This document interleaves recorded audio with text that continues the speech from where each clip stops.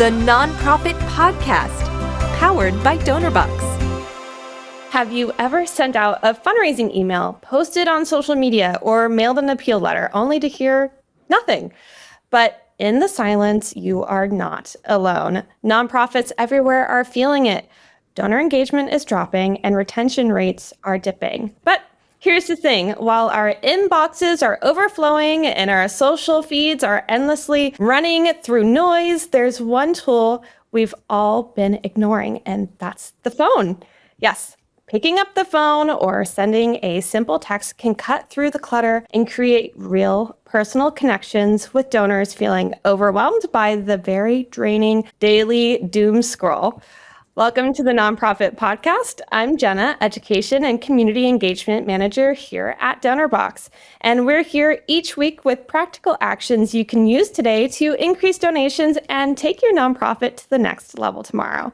And today we are diving into why phone engagement is making a comeback and how nonprofits can use it the right way. Joining me is Bart Lillie from Synergy Direct Marketing Solutions. Bart is an expert in helping nonprofits connect with donors in a way that's meaningful and effective. Welcome, Bart. Hey, thanks. I'm really glad to be here. Before we dive into today's topic, I would love for you to tell us a little bit about Synergy Direct Marketing Services and how you help nonprofits connect better with their donors and what led you to focusing on this area. Great question. So Synergy is simply using the innovation of the telephone to help nonprofits talk to donors. So the phone that I grew up with was in the kitchen wall, had a black cord, had knots in it. Many people might relate to remember that. It was rotary dial. And when the phone rang, you didn't know who it was. Like it's a novel thought, but like there's a quote unquote stranger on the other end. And so that was really an exciting thing. Well, that's obviously changed. I mean, we can go through the iterations of the cordless phone, the car phone, the flip phone, the smartphone. And here we are today with this powerful technology in our pocket. And so just my own personal journey, my very first fundraising job in college was a telephone fundraiser at the University of Michigan. It was where I kind of got my roots. And then I joined a nonprofit for 10 years and did fundraising and many other things, many other hats, and got into the tech space. And then over the past maybe almost a decade, I've been in the tech for good. And I've just kind of took all of the things that I've experienced in my life and brought them together. And it's landed me here with Synergy. And I'm thrilled to help nonprofits engage more donors, help them talk to more donors using a phone. Yeah, I'm in that kind of generation where there's like that big shift, right? When I was younger, we were so excited to answer the phone, whereas my little brother, he's 20 years younger than I am, and this is the only type of phone he knows.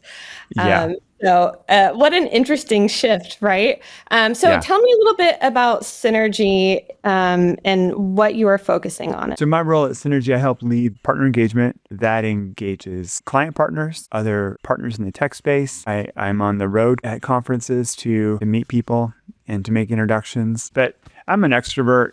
If people know me, they know community and people matter to me. And so it's fun to be in a role at Synergy where I get to really kind of live in that strength.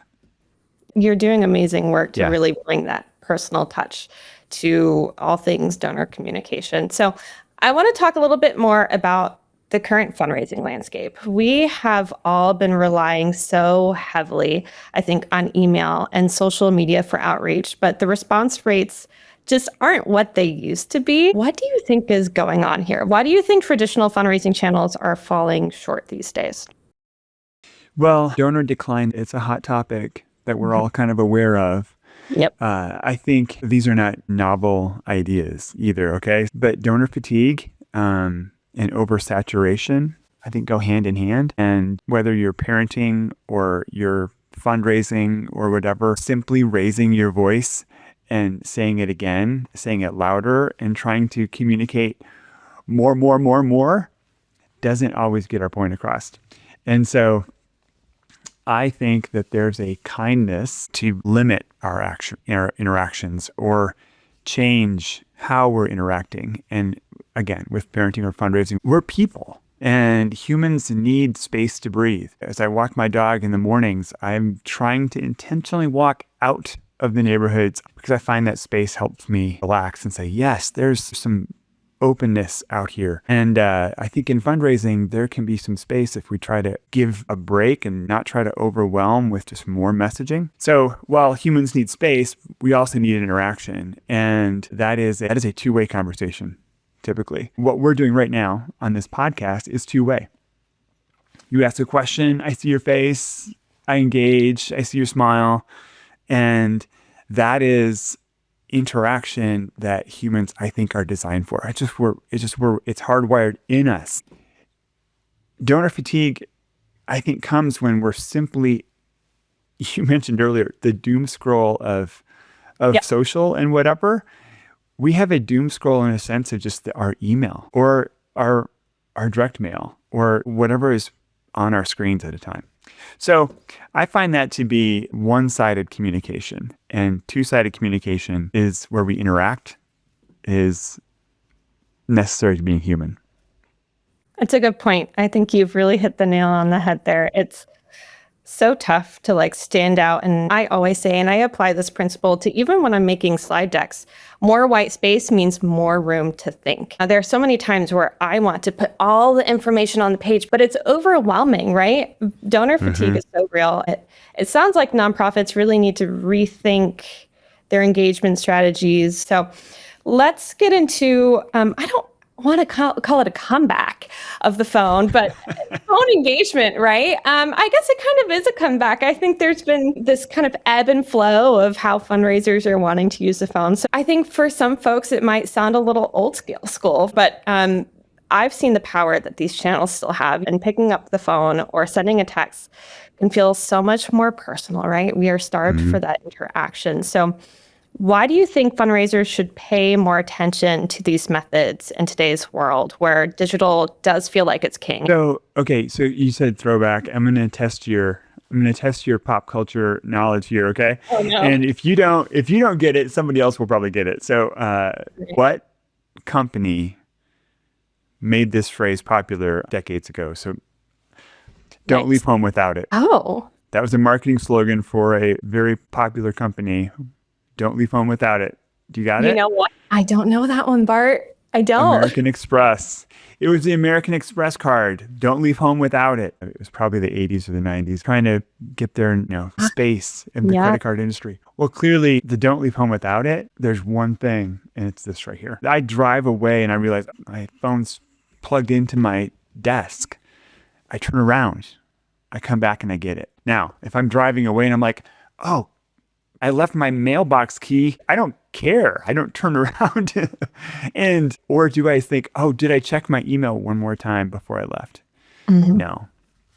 And so the phone is the most relevant, reachable, and real-time piece of technology that we have. And like you said, it's in our pocket. And so it becomes the way that we can really reach our donors and talk to them. You said the phone is making a comeback. One of the things that, as the phone has changed in its technology, apps are a huge piece of a phone. And back when apps first came out, I thought, that's stupid. I don't want to have an app on my phone. I'll just go to their website. And now it's like, yeah, it's all about the apps. And so, yes, old school, have a phone-a-thon, raising money by making phone calls. It works for some. It doesn't work for everybody. And I think there are some industries that can do really well with that. Yeah. And others that don't.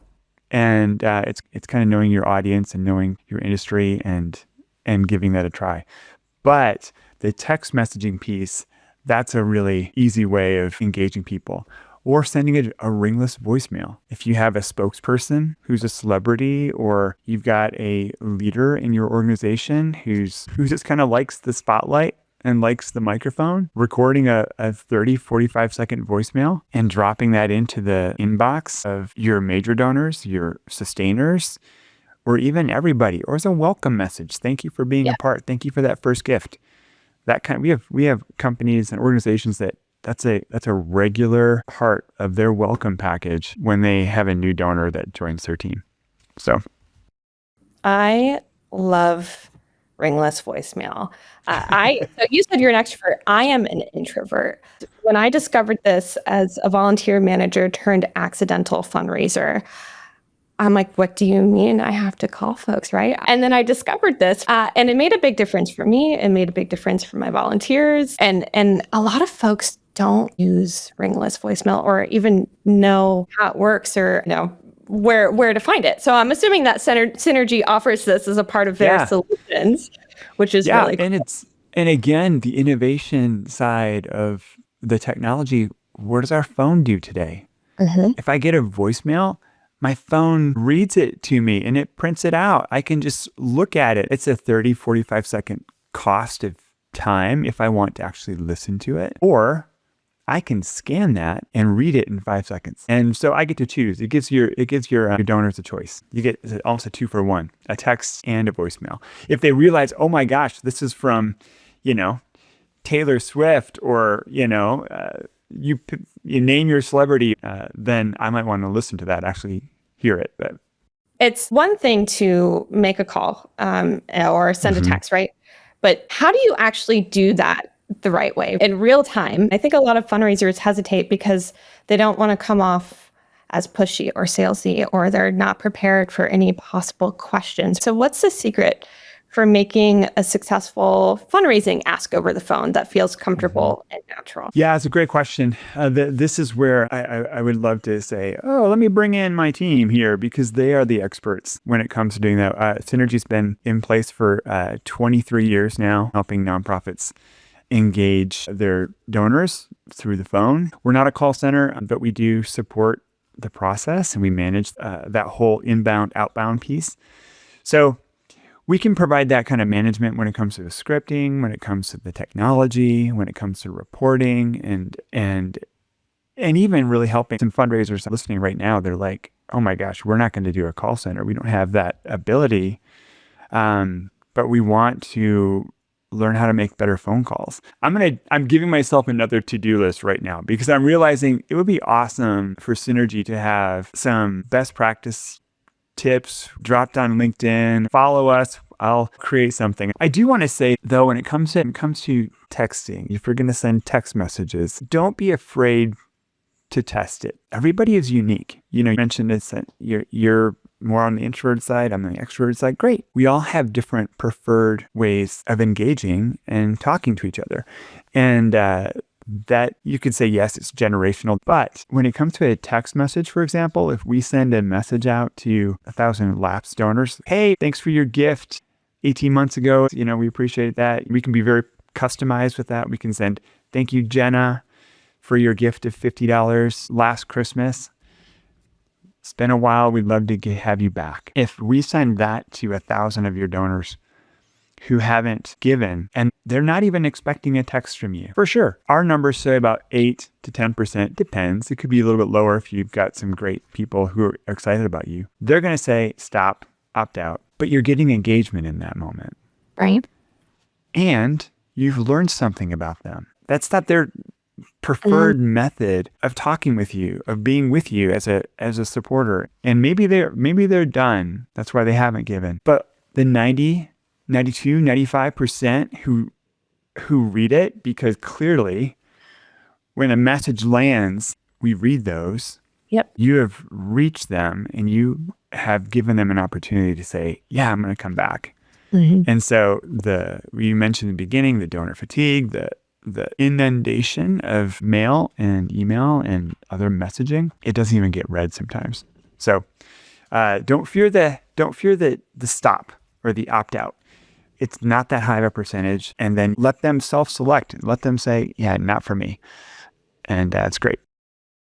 I think that's really helpful advice. Timing, right? Tone, personalization. Those are all really key factors in getting engagement right. Plus, texting is just such an easy real-time way to connect with folks. And like you said, if they opt out, well, that's not their channel and that's active listening. Now, how do we fit phone and text outreach into the bigger picture? We don't want to ditch all of our other channels, right? Email, social media, direct mail. They still have their place.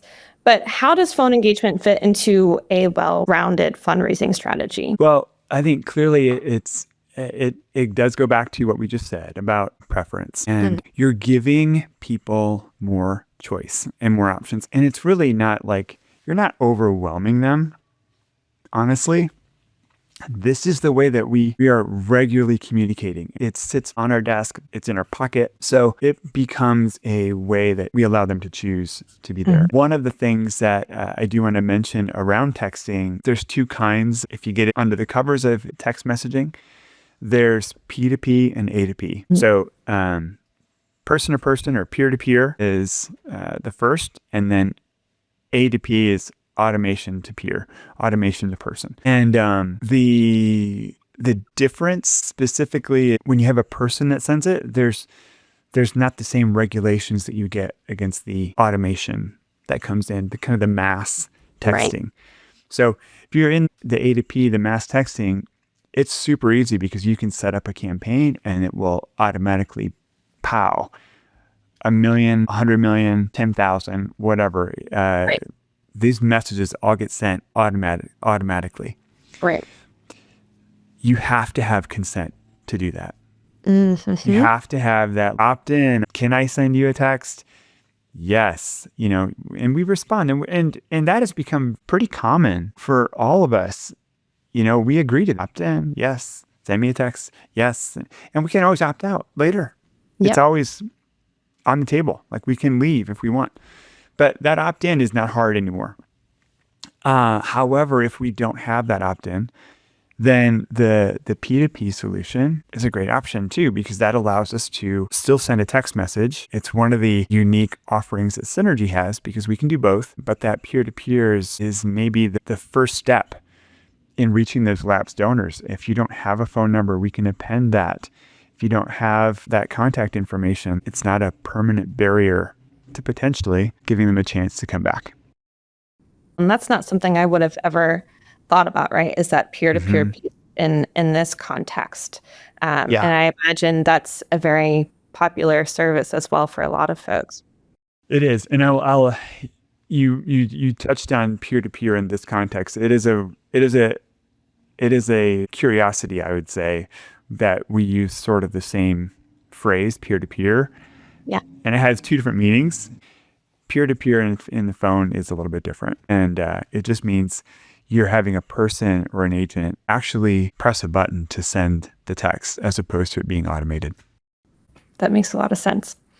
Now, you mentioned Synergy works very closely with the organizations that are using your services. What a dream, right? To go into a new channel and be able to have the guidance that goes along with that.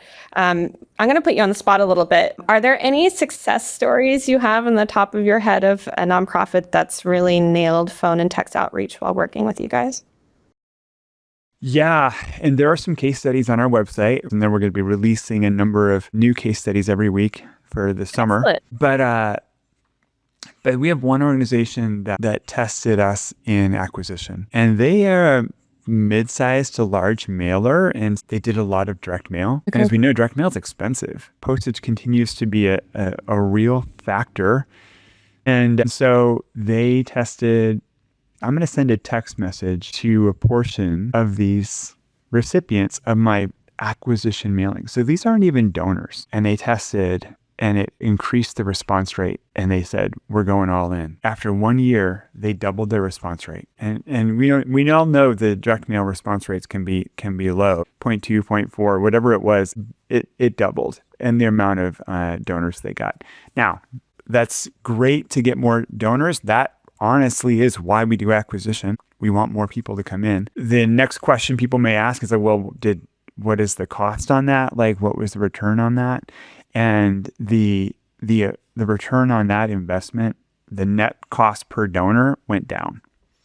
So yes, there's a cost to add that extra touch point, but the net cost per donor went down 20% for that nonprofit that said, all right, I'm going to try layering this extra channel in for my acquisition.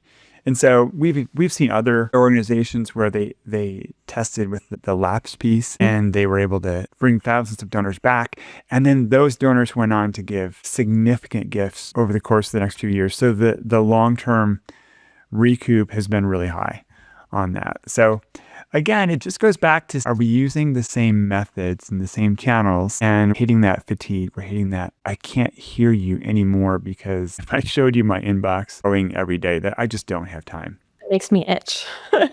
So you could send me email all day and I'm not going to see it.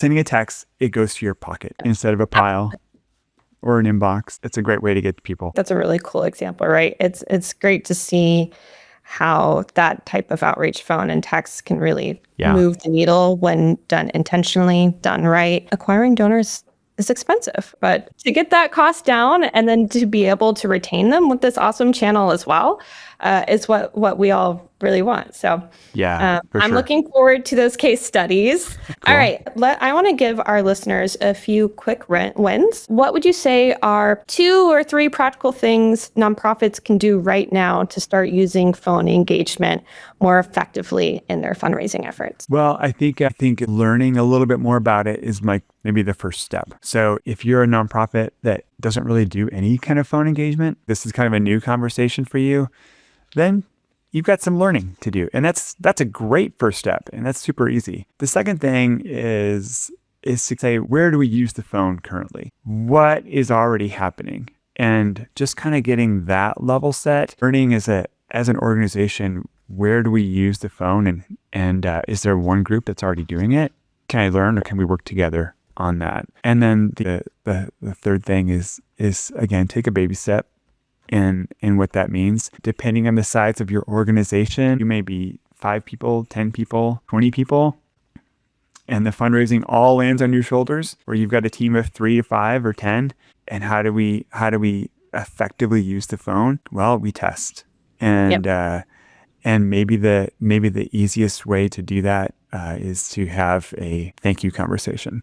If you want to say thanks for this, it could be an actual pick up the phone and dial it. It could be, do we need to hire someone to kind of own this space? And of course, that depends on the organization. Some have the resources to do that and others don't. Or do we need to partner with a company that can spearhead this for us? Yep. I think it all starts with learning. And if folks get to the point where they're ready to partner with someone, what does that partnership look like with Synergy? Well, we want to have that conversation with you to know what you're already doing and what you want to see happen. From our side, it's learning about you and learning about your organization. What are your goals? How do you communicate with your donors now? And then we'll come up with a plan of how we would layer some of our solutions into your current strategy. Again, crawl, walk, run. And as we see success play out, then we'll do that together. We'll go ahead and link Synergy in the show notes for folks to check out. I think we've got a lot to think about when it comes to phone engagement and texting. I like the mindset shift here. It's a great reminder that in a very busy, noisy, digital-first world, sometimes the simplest tools are the ones that make the biggest impact. So, Bart, thank you so much for sharing your expertise with us today. I know our listeners are walking away with some great strategies for making phone and text outreach, hopefully a key part of their fundraising efforts. Awesome. It's been great to be here. Happy to have the conversation with you, Jena, and with anyone else. Thank you so much. And thank you for joining us on the Nonprofit Podcast. I hope you've left with the confidence to take a small step today that will make a big difference tomorrow. Be sure to click the download button on your podcast player and then leave the Nonprofit Podcast a review, or give it a thumbs up if you're listening to the Nonprofit Podcast on YouTube. Your review is a great way to help others find us. You're here to help others. We're here to help you. Until next time, stay inspired. That warm feeling when you help someone, it's not just happiness, it's fulfillment. And we believe it should be available to everyone. From frontline heroes to first-time fundraisers, our tools empower you to help others. This is our mission. This is DonorBox, helping you help others.